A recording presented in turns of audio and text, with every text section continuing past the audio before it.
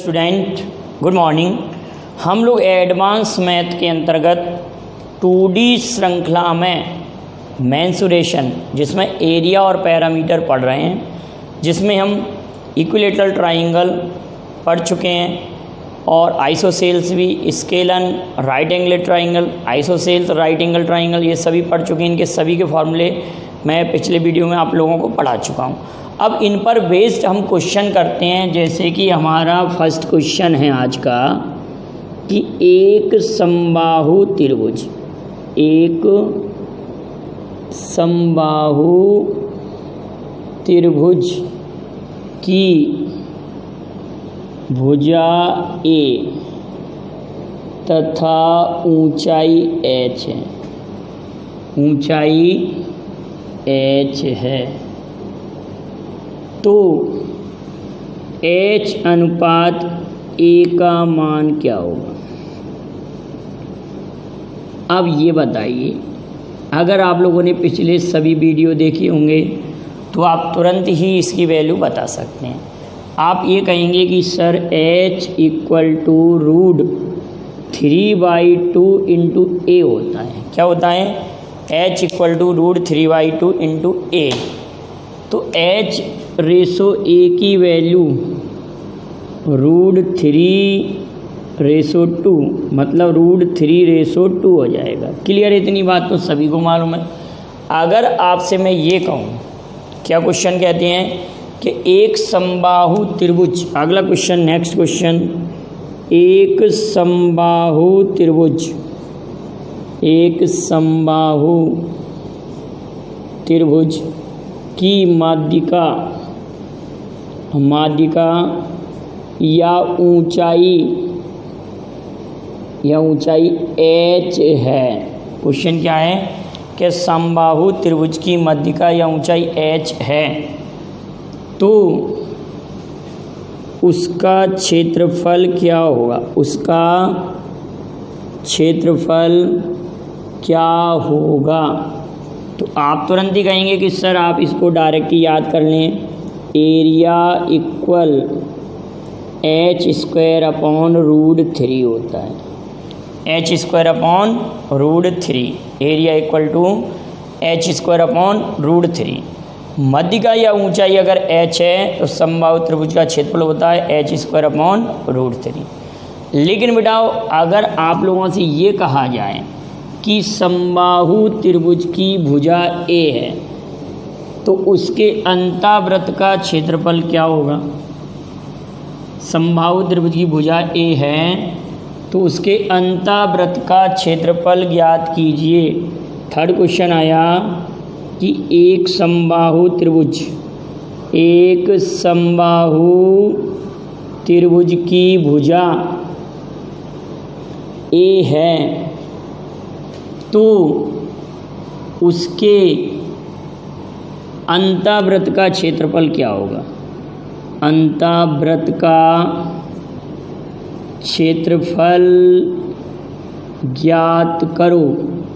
तो अंतःवृत्त का क्षेत्रफल मीन्स आप सभी लोग जानते हैं, ये हमने इक्विलेटरल ट्राइंगल बनाया बिठाओ और ये इसका अंतःवृत्त है। समबाहु त्रिभुज का क्या है? ये अंतःवृत्त है। अब समबाहु त्रिभुज के अंतःवृत्त की radius r equal to a upon 2 root 3 होती है। क्या होती है बताओ? r equal to a upon 2 root 3, r equal to a upon 2 root 3, small r equal to a upon 2 root 3। तो अंतःवृत्त का क्षेत्रफल पाई r², r की वैल्यू हम a अपॉन 2 रूट 3 का स्क्वायर जब करेंगे तो इन सर्कल एरिया क्या हो जाएगा, पाई a² अपॉन 12 आंसर आ जाएगा। लेकिन बेटा अगर इसी क्वेश्चन को मैं चेंज करूं, अगर मैं केवल और केवल क्वेश्चन को इतना चेंज कर दूं कि एक समबाहु त्रिभुज की भुजा के प्लेस पर अगर ऊंचाई लिख दूं, आप लोग समझ रहे हैं, साइड के टर्म में तो समबाहु त्रिभुज का एरिया ये हो गया, अंतःवृत्त का क्षेत्रफल पाई a² अपॉन 12। अब मैं इसी क्वेश्चन को चेंज कर रहा हूँ, आप ज़रा ध्यान से समझना। एक समबाहु त्रिभुज की ऊंचाई a है, यहाँ लिख रहा हूँ मैं ऊंचाई ये है, ऊंचाई h है, ये नहीं AH कहेंगे, ऊंचाई h है, तो अंतःवृत्त का क्षेत्रफल क्या होगा। इतनी बात क्लियर है। अब आप लोग सभी जानते हैं कि इस टर्म में π² होता है, ठीक है। हम लोग ये जान रहे हैं कि अंतःवृत्त की त्रिज्या r बराबर a/2√3 होती है, ठीक। लेकिन h/a कितना होता है, h/a = √3/2 होता है। अगर हम a की वैल्यू फाइंड करना चाहें, यहाँ पर a की वैल्यू अगर पुट करें तो a को हम इस तरफ ले जाएं तो a = 2h/√3 होती है। a की वैल्यू कितना हो जाएगा बेटाओ, इसका मल्टीप्लाई यहाँ पर और a यहाँ पर और √3 यहाँ पर। अगर हम a की वैल्यू पुट कर दें r में, r बराबर a की वैल्यू 2h√3 और 2√3 पहले से है, तो अंतःवृत्त की त्रिज्या h/3 हो जाएगी।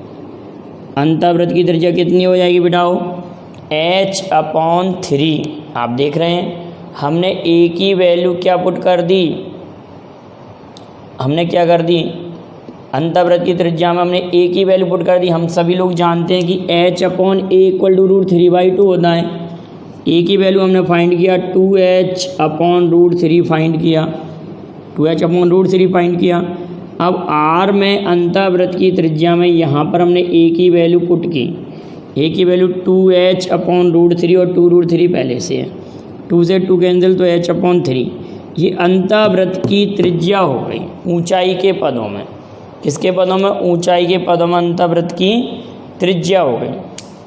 अब अंतःवृत्त का क्षेत्रफल निकालेंगे तो πh²/9 ये अंतःवृत्त का क्षेत्रफल हो गया ऊंचाई के पदों में।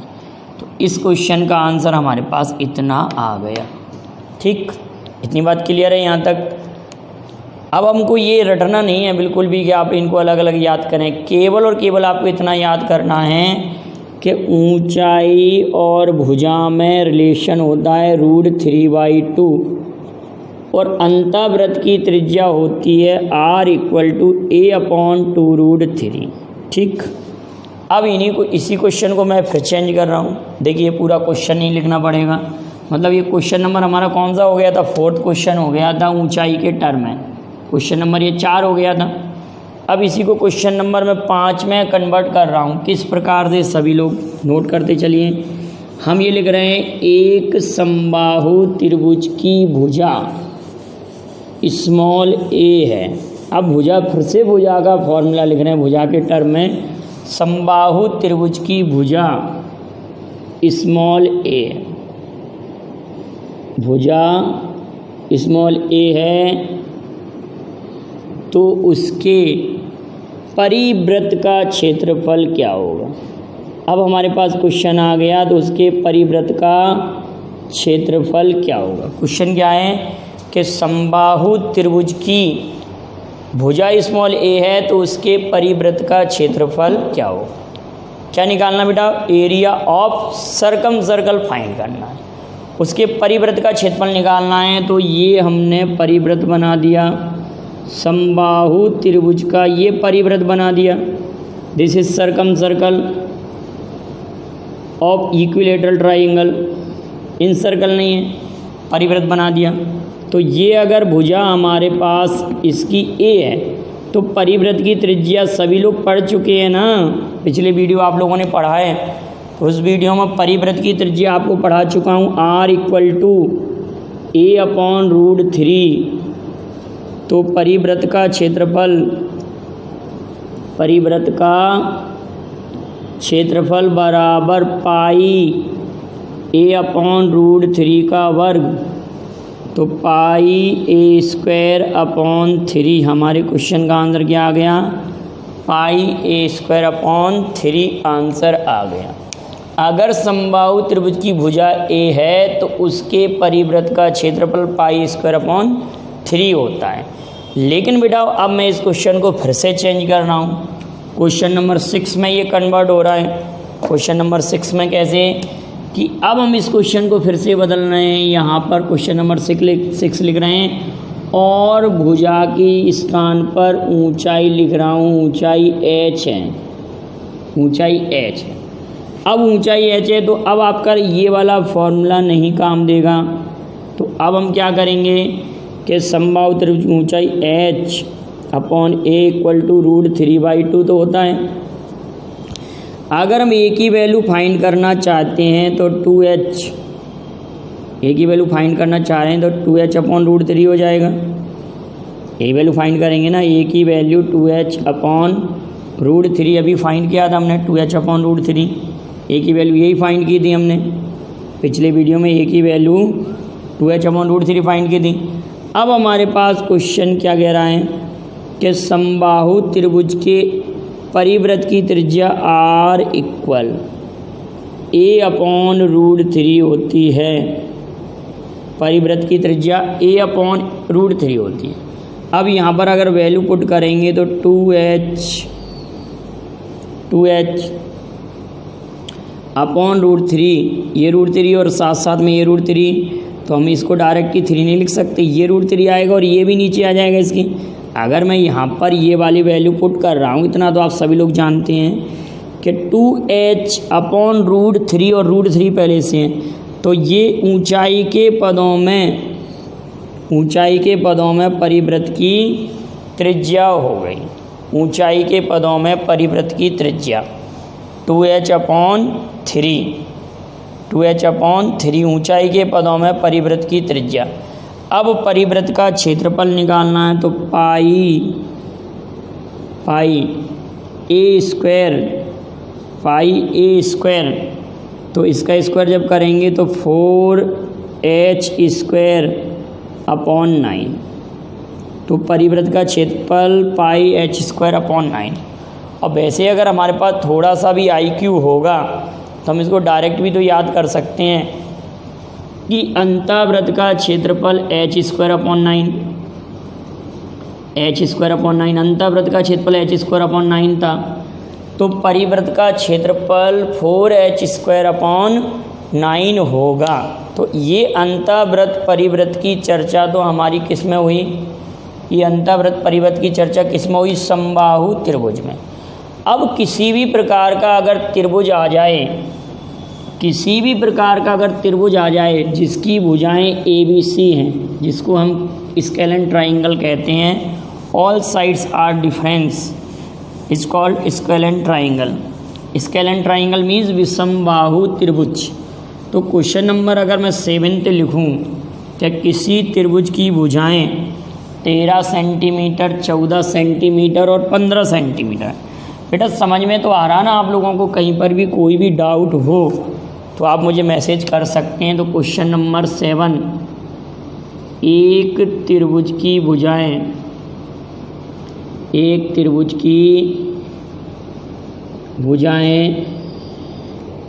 13 सेंटीमीटर, 14 सेंटीमीटर व 15 सेंटीमीटर हैं। तो त्रिभुज के परिवृत्त की त्रिज्या ज्ञात करो।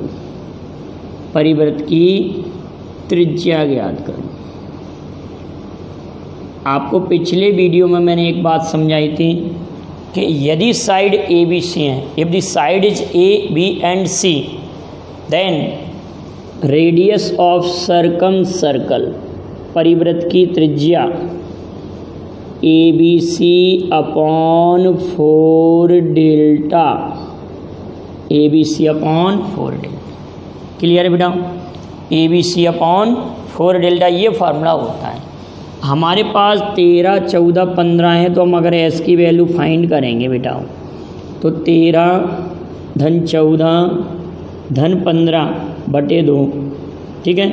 तो S की वैल्यू 42 बटे 2, यह हमारे पास आ जाएगा 21 आ जाएगा। अब हम हेरोन्स फार्मूले से डेल्टा की वैल्यू फाइंड कर लेंगे।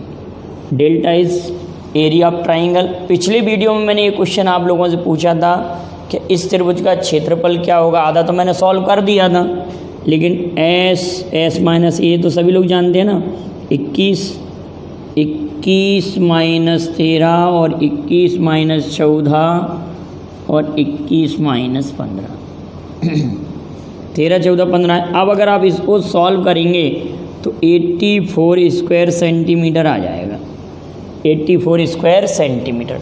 अगर आपको ऐसा लगता है तो मैं इसको सॉल्व करके समझा दे रहा हूँ। देखिए कैसे सॉल्व करेंगे। S minus A, S minus B, S minus C, ये हमारे पास 21 लिखा हुआ है। यहाँ पर 7 सब्ट्रैक्ट करने पर यहाँ पर 8, यहाँ पर 7, ठीक है, और यहाँ पर 6। अगर मैं इसको ब्रेक करूँ, 7 3 जा 4 2 जा 7 और 3 इंटू 2। आप कहेंगे सर 2 का पेयर बन रहा है, 2 आउट कर लें। 7 का पेयर बन रहा है, 7 आउट कर लिया। 3 का पेयर बन रहा है, 3 आउट कर लिया। और 4 में से 2 आ जाएगा। अगर मैं मल्टीप्लाई करूँगा तो 84 हमारा एरिया आएगा। केवल डेल्टा की वैल्यू 84 है। डेल्टा की वैल्यू कितना बेटा? 84। अब हमको क्या फाइंड करना है यहाँ पर? हमको फाइंड करना है आर की वैल्यू, माने परिवृत्त की त्रिज्या फाइंड करनी है। परिवृत्त की त्रिज्या आर बराबर ए बी सी बटे 4 डेल्टा। तो ए बी सी की वैल्यू 13 गुणित 14 गुणित 15, 4 डेल्टा 84। क्लियर है? 84। अगर आप बताएंगे कि 14 छिंके 84, 6 टाइम ये कैंसिल आउट हो रहा है। क्लियर है? 14 छिंके 84 ये कैंसिल आउट हो रहा है। और 3 से अगर कहेंगे इसको तो 3 पंजे 15 और 3 दूनी 6। ठीक है, तो कैपिटल आर इक्वल टू 13 पंजे 65 बटे 8। तो 8 अठैया 64, 8 सही 1 बटे 8 सेंटीमीटर। हमारी ये परिवृत्त की त्रिज्या आ गई, जिसकी भुजाएं 13 सेंटीमीटर, 14 सेंटीमीटर और 15 सेंटीमीटर है। ठीक है बेटा, ये बात तो सभी को क्लियर है। अब मैं क्वेश्चन में केवल और केवल एक लाइन चेंज कर रहा हूँ, केवल एक शब्द, लाइन भी नहीं, एक शब्द। आप लोग पेपर में बड़े ध्यान से समझिएगा।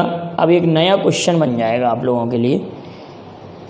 अगर मैंने ये कहा कि किसी त्रिभुज की भुजाएं 13 सेंटीमीटर, 14 सेंटीमीटर और 15 सेंटीमीटर, साइड्स ऑफ ट्राइंगल दिए, तो यहाँ पर परिवृत्त के प्लेस पर एक नया क्वेश्चन बना रहा हूँ, 8th क्वेश्चन, और यहाँ लिख रहा हूँ अंतःवृत्त की त्रिज्या। क्या लिख दिया बेटा? अंतःवृत्त की त्रिज्या। थोड़ा सा चेंज किया है, अंतःवृत्त की त्रिज्या। तो अब आप क्या कहेंगे सर? अंतःवृत्त की त्रिज्या अगर हमको फाइंड करनी है तो R equal to delta upon S, delta upon S. अब डेल्टा एरिया ऑफ ट्राइंगल 84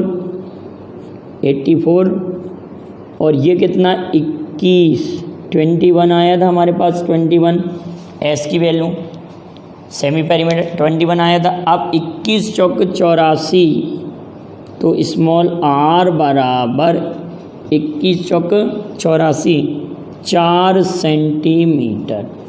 तो आगे की श्रृंखला में मैं और भी कई अच्छे क्वेश्चन आपको लेकर आऊँगा।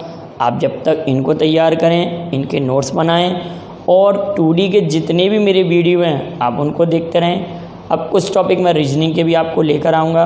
अगर ये मेथड पसंद आया तो लाइक और शेयर कीजिए। Thank you very much. जय हिंद, जय भारत।